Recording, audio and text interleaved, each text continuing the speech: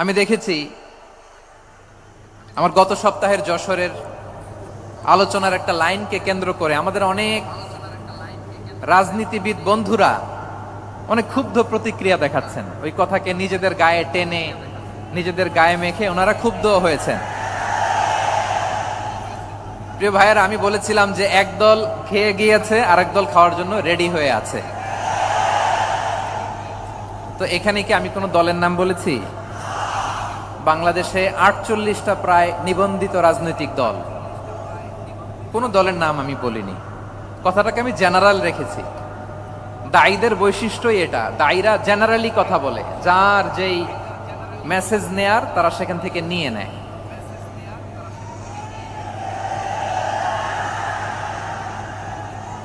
তো কোনো দল এটা নিয়ে কোনো কথা বলল না। আপনারা এটাকে নিজের গায়ে যে মাখালেন, এটা ঠিক হয়নি।